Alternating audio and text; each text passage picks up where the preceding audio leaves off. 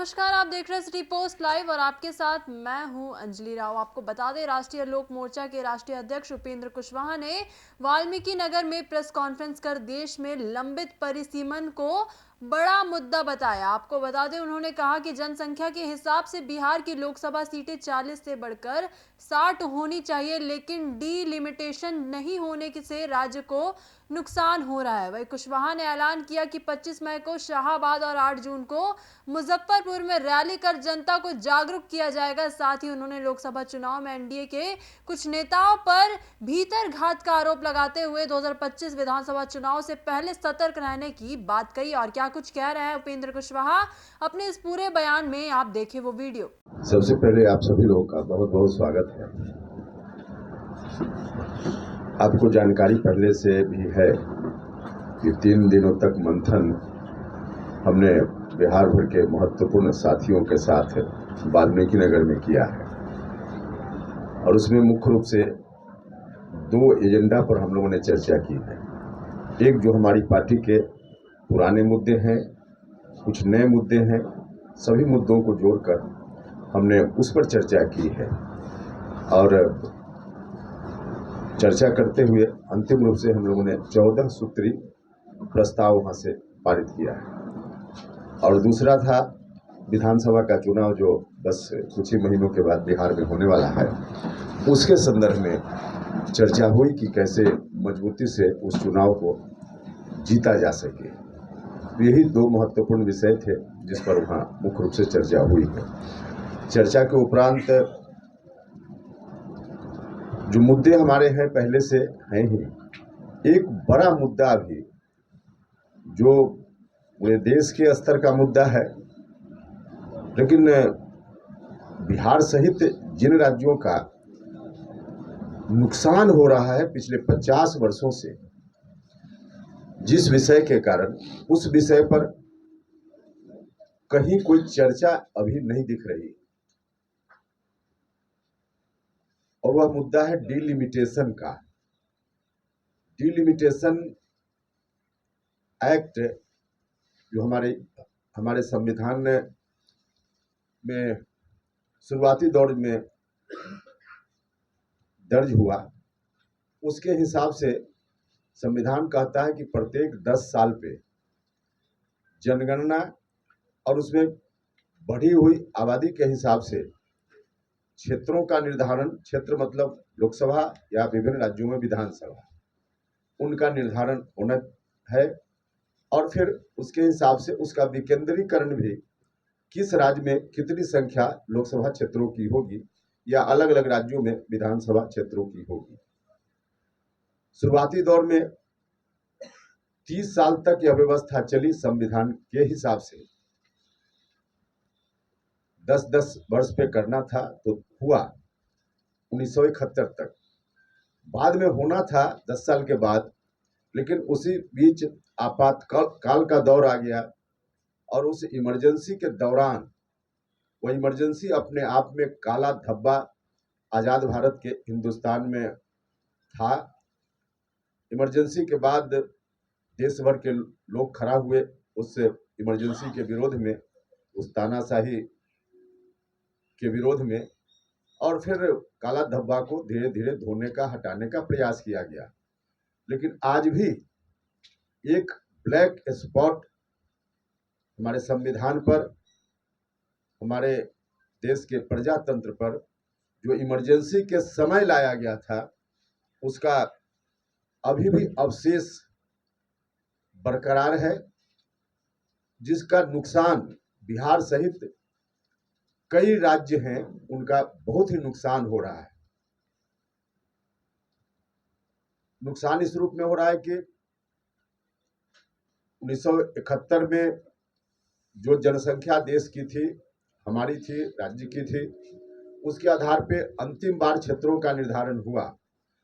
उसके बाद फिर 76 में जब इमरजेंसी था, उस वक्त संविधान में 42वां संशोधन लाया गया और उस संशोधन में ही कहा गया कि अगले 25 वर्षों तक अब यह काम नहीं होगा, जनसंख्या, बढ़ी हुई जनसंख्या के आधार पर क्षेत्रों का निर्धारण नहीं होगा। क्षेत्रों का विकेंद्रीकरण नहीं होगा। 25 साल और उसके बाद फिर 25 साल पूरा होने वाला था, फिर 25 साल के लिए एक्सटेंशन हुआ, मतलब 50 साल, जिसकी शुरुआत 1976 से हुई। अब तक बढ़ी हुई आबादी के हिसाब से जो संविधान में हमारा अधिकार है, उस अधिकार का उल्लंघन करते हुए क्षेत्रों की संख्या नहीं बढ़ाई गई, क्षेत्रों का विकेंद्रीकरण नहीं हुआ। तो जो संवैधानिक अधिकार हमारा था, उसको 1976 में संशोधन संविधान में करके फ्रीज कर दिया गया। तत्कालीन सरकार ने अनडेमोक्रेटिक स्टेप्स लिए, बहुत सारे स्टेप्स आपातकाल के दौरान प्रजातंत्र के खिलाफ लिया गया था, लेकिन यह एक ऐसा स्टेप था जो आज भी बरकरार है और इसके रहते हुए बहुत नुकसान हो रहा है बिहार का और भी कुछ राज्यों का।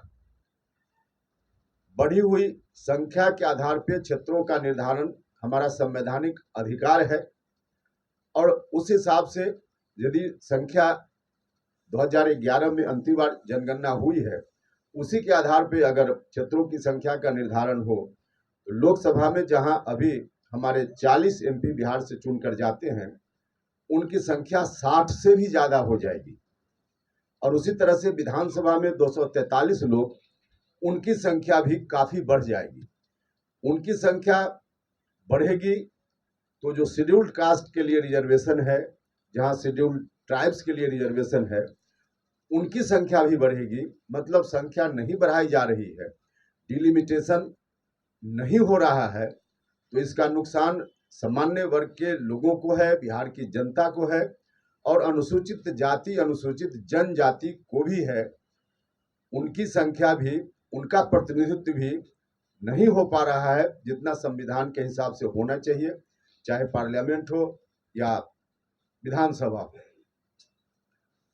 अब इस कारण से कितना बड़ा नुकसान हो रहा है जिसकी कल्पना नहीं की जा सकती है। बड़ा मुद्दा है, वहाँ दक्षिण के कुछ राज्य होने नहीं देना चाहते हैं। अब सवाल है कि बिहार का ग्रोथ रेट पॉपुलेशन का 3% है, साउथ में 1.5, 1.7 ऐसे वो मेंटेन रखे हैं और ज्यादा जो आधारभूत संरचना से लेकर सुविधा साधन है, उनका कहना है कि यहाँ के लोग जनसंख्या के आधार पे ले रहे हैं, हमारा कौन गुनाह है। तो आप जो चिंतन किए उसमें जो बड़ा मुद्दा है पॉपुलेशन ग्रोथ रेट बिहार का 3% है, तो इसको लेके कुछ चिंतन मनन हुआ जो मूल कारण है, मूल समस्या है। यही चीज है जो लोगों को बताना है। हम आप जब इन चीजों को नहीं समझ पा रहे हैं ठीक से, और हम जो साउथ के लोग जो तर्क दे रहे हैं, हम बिना समझे बूझे उनके तर्कों के साथ सहमत हो जाते हैं। यहीं से गलती की शुरुआत होती है। 1971 आजादी के पहले तक हमारी आबादी लगभग नहीं के बराबर बढ़ी, बाद में भी थोड़े दिन। क्या इस बात की आशंका फिर से आपको हो रही है क्या कि कुछ आपके साथ आपकी पार्टी? नहीं, देखिए, आशंका, आदमी कहा जाता है कि दूध से मुंह जलता है तो मट्ठा फूक फूक कर पीता है। वह चुनाव लोकसभा का था, पूरे देश भर का था, देश भर का चुनाव था। देश भर से चुने हुए सांसदों को तय करना था कि कौन सरकार बने। लेकिन यह तो बिहार विधानसभा का चुनाव, देश भर के चुनाव में कुछ इलाके बिहार से नहीं वहां से जीत कर गए एनडीए के एमपी, फिर भी सरकार बन गई क्योंकि देश भर से एमपी लोग आ गए थे। लेकिन बिहार में शाहबाद और मगध का कुछ इलाका जो बहुत बड़ा हिस्सा है, बहुत बड़ी संख्या है वहाँ विधानसभा क्षेत्रों की, वहाँ अगर फिर ऐसी कुछ घटना हो गई तो उसका नुकसान इतना हो जाएगा जिसकी भरपाई अब चुनाव के बाद हम लोग क्या कर पाएंगे। तो पहले से फूंक फूंक कर कदम रखने की जरूरत है और एक एक पॉइंट पर ध्यान देने की जरूरत है। विपक्ष भी हर तरह से चौकस है, हमारी एक भूल का लाभ लेने के लिए पहले से तैयार बैठा हुआ है। तो कहीं से वैसी भूल न हो फिर से, और पहले इतिहास में चूंकि वैसी भूल हो गई है, इसलिए हम सचेत करना चाहते हैं कि बाद में कोई इसका अफसोस न हो। जहां लगभग 10 लाख लोग मिलकर, एवरेज 10 लाख लोग ही मिलकर एक एमपी चुनते हैं, और बिहार सहित कई ऐसे राज्य हैं जहां लगभग 30 लाख लोग मतलब मतदाताओं से मेरा मतलब है, 30 लाख मतदाता मिलकर एक एमपी चुनते हैं। भारत के संविधान की मूल भावना का यह उल्लंघन है। भारत का संविधान भारत के हर नागरिक को एक वोट का अधिकार देता है, एक व्यक्ति एक वोट और उसके वोट का मूल्य बराबर। अब जो व्यवस्था अभी चल रही है उस व्यवस्था के तहत सबका मूल्य बराबर नहीं हो रहा है। कहीं 10 लाख लोग मिलकर एक प्रतिनिधि भेज दे रहे हैं पार्लियामेंट में और कहीं 30 लाख लोग मिलकर एक प्रतिनिधि भेजते हैं। तो इससे विकास पर भी बहुत असर हो रहा है। जो अनुसूचित जाति जनजाति इनके रिप्रेजेंटेशन पर असर हो रहा है, इनका हक मारा जा रहा है। सामान्य वर्ग के लोगों का भी बहुत ही नुकसान हो रहा है। तो हमारी पार्टी ने वहाँ चर्चा की और चर्चा के उपरांत हमने तय किया है कि आपातकाल के इस काला धब्बा को समाप्त करने के लिए हमारी पार्टी किसी सीमा तक जाएगी। हर तरह से हम संघर्ष करेंगे और शुरुआत में हम चाहते हैं, क्योंकि यह विषय ऐसा है जिस विषय के बारे में बहुत लोग जानते नहीं हैं, क्योंकि 50 साल पहले तक हुआ, 1971 तक, 76 में बंद हो गया, तो 50 साल के बीच कभी चर्चा नहीं हुई। साउथ के लोग जिनका थोड़ा लाभ हो जा रहा है डिलिमिटेशन नहीं होने के कारण, तो वहाँ के लोग काफी सजग हैं। और पिछली बार जो सत्र चला लोकसभा का, लगभग हर दिन लोकसभा में वहाँ के लोग फिर से माहौल बनाने की कोशिश करते रहे, भारत सरकार पर दबाव बनाने के लिए। लोकसभा में और लोकसभा से बाहर भी उन राज्यों के कुछ नेताओं का लगातार बयान आ रहा है, लेकिन हम लोगों के इलाके में बिहार सहित कुछ राज्य जो प्रभावित हैं, ज़्यादातर राज्य प्रभावित हैं, वहाँ से कोई आवाज़ नहीं उठ रही है, क्योंकि ऐसा विषय है जिस पर 50 साल से चर्चा नहीं हुई। तो सामान्य तौर पे आम लोगों को जानकारी भी नहीं है कि क्या है। जिस जनता का इतना बड़ा नुकसान हो रहा है उसको पता ही नहीं है, उनको पता ही नहीं है कि आखिर क्या है। तो हमारा संवैधानिक अधिकार से हमको वंचित किया जा रहा है। हमारी पार्टी का निर्णय है कि पहले हम लोगों के बीच जाएंगे, लोगों को बताएंगे और इस विषय पर लोगों से समर्थन मांगेंगे, लोगों से ताकत मांगेंगे।